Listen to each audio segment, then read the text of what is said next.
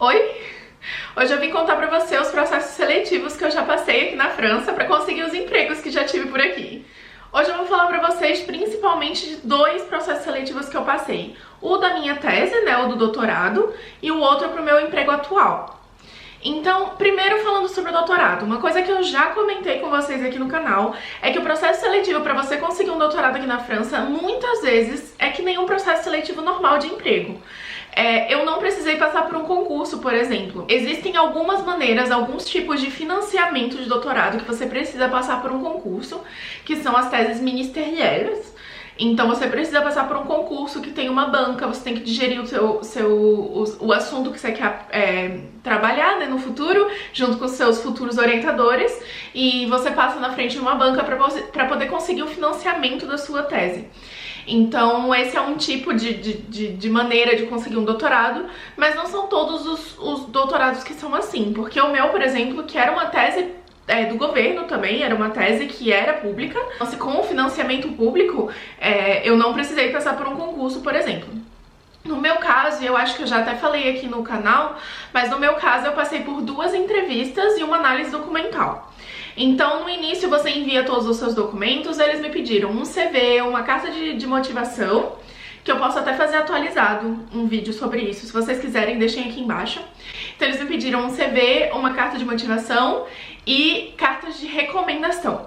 Então eu pedi para os meus tutores de estágio na época fazerem cartas de recomendação para mim.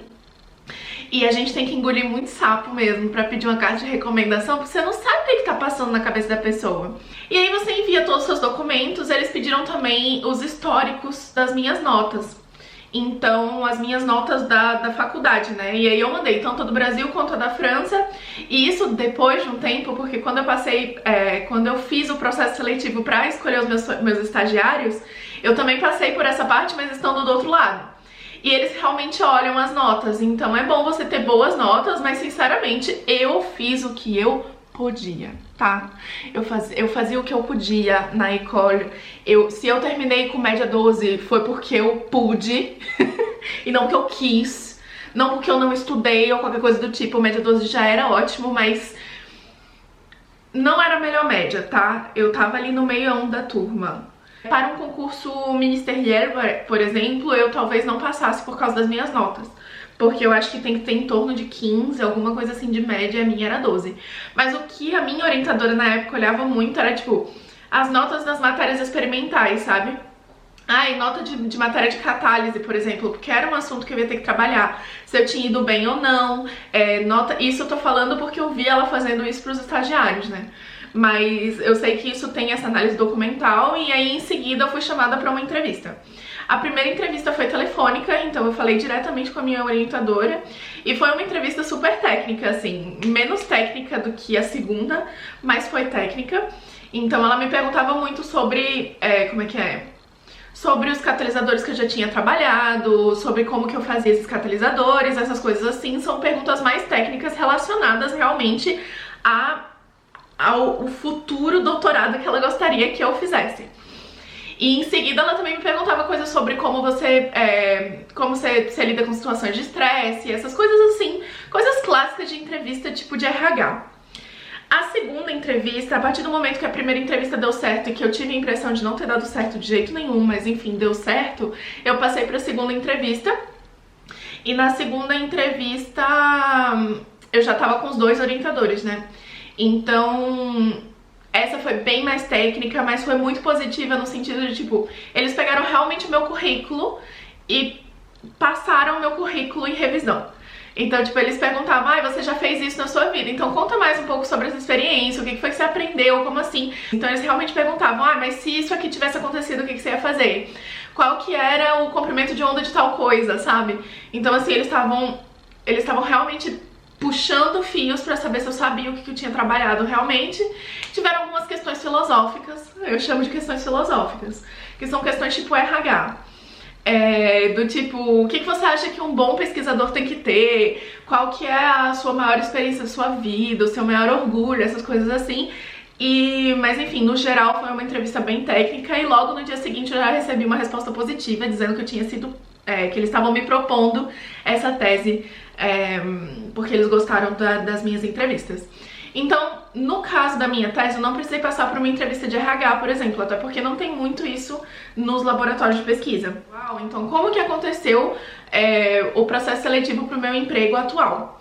Eu tava no final da tese, o meu orientador, esse que passou a segunda entrevista comigo de tese, ele virou pra mim e fez: olha, tem fulano de tal empresa que tá perguntando se eu conheço alguém que gostaria de um emprego em tal área. Aí eu fiz: se você puder me indicar, me indica.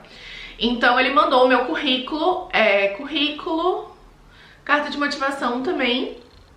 Então, currículo, carta de motivação e só. Mas nesse caso já tinha uma recomendação direta, né?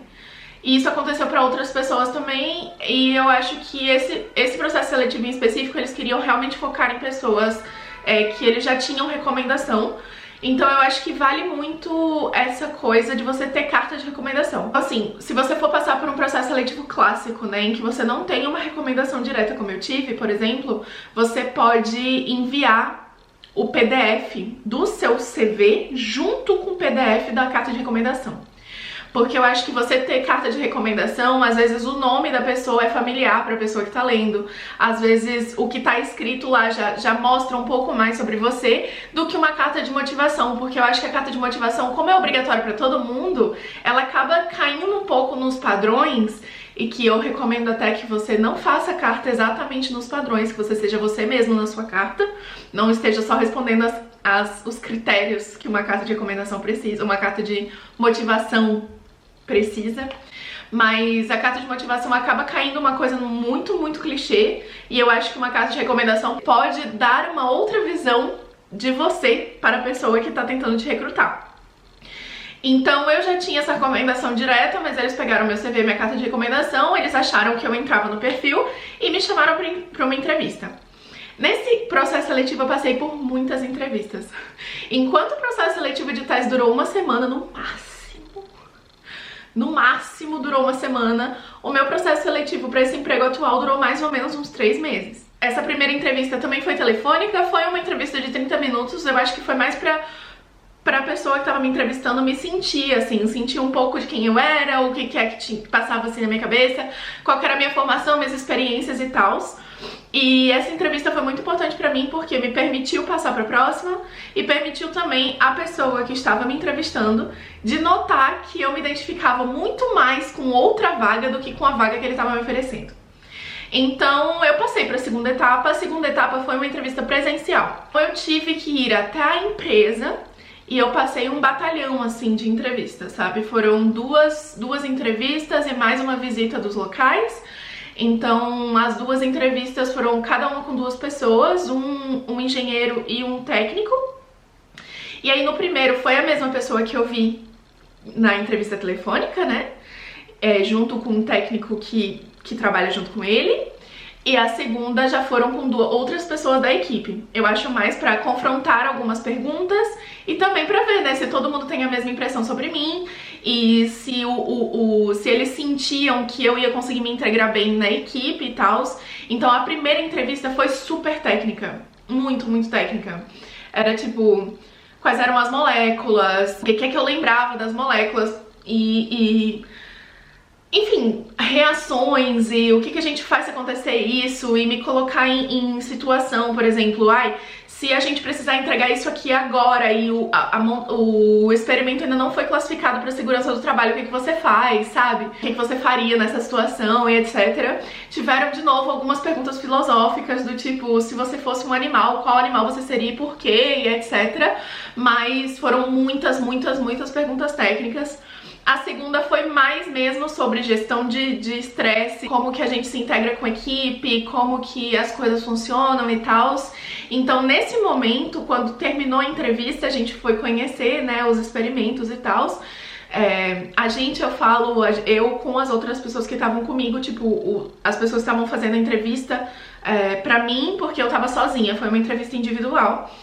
Mas aí a gente foi conhecer e tal, e eu fiquei muito empolgada, porque eu acho que os experimentos que eram realizados lá tinham muito a ver com as coisas que eu gostava de fazer e ao mesmo tempo era uma escala totalmente diferente, né? A gente já saía da escala de laboratório para a escala piloto, então as coisas estavam muito maiores e ao mesmo tempo eu reconhecia alguns problemas que eu tinha na tese, que eles também têm, então assim, foi muito interessante. Eu saí de lá muito feliz, assim, eu gostei muito da entrevista e tal, eu achei que ficou super bem. E aí no final disso, no final do dia, essa pessoa, né, esse responsável que tava falando comigo desde o início, virou pra mim e fez: olha, eu acho que você se identificaria muito mais com outra vaga do que com essa aqui.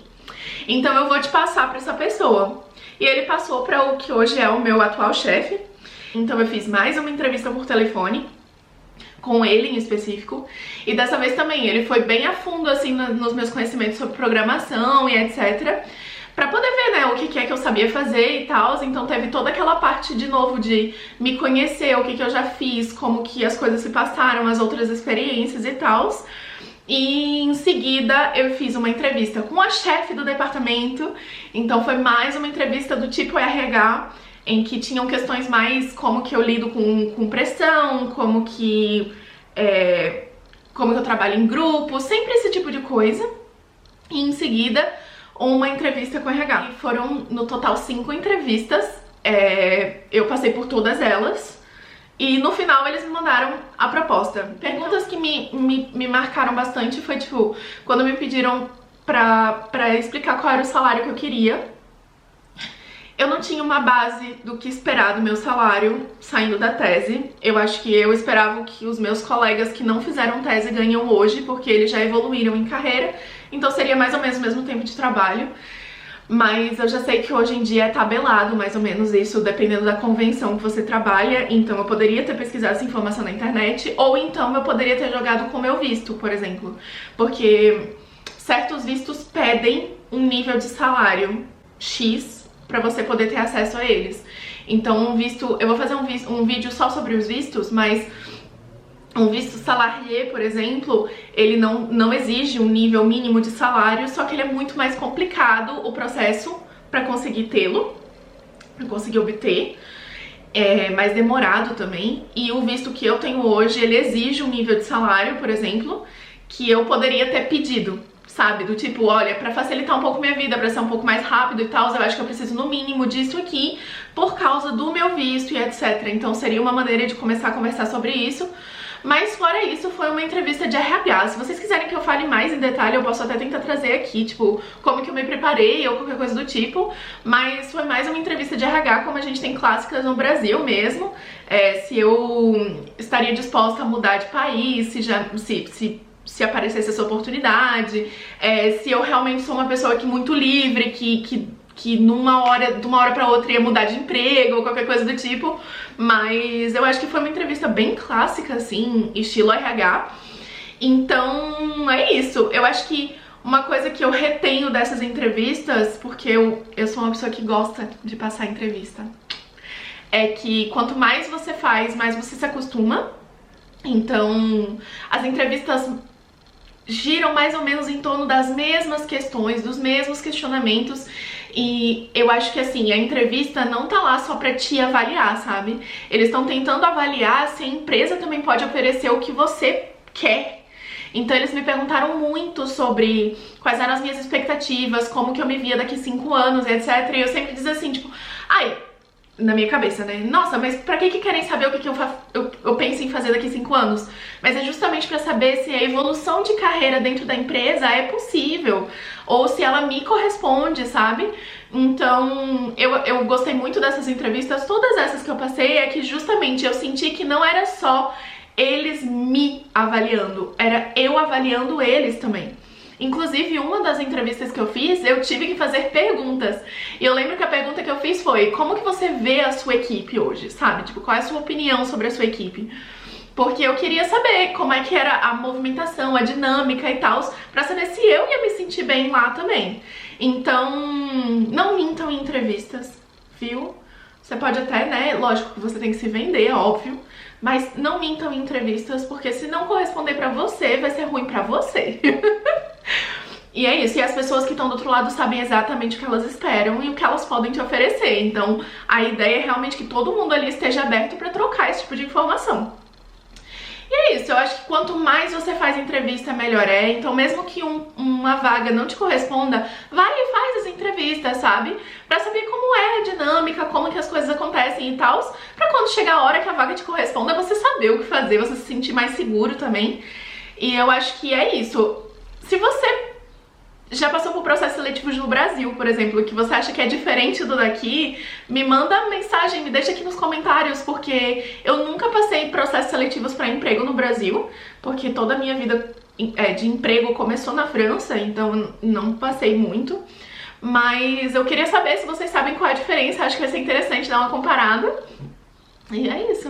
Se você tiver mais alguma questão sobre isso, sobre emprego, sobre processo seletivo, como que as coisas funcionam e tal aqui na França, me deixa aqui nos comentários. Eu espero que esse vídeo tenha sido útil pra você, que você tenha gostado. Se você gostou, deixa um like aqui embaixo pra me ajudar na divulgação do vídeo.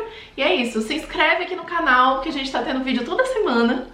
E eu acho que é isso que eu tenho pra contar pra vocês hoje. Um beijão e até o próximo vídeo. Tchau!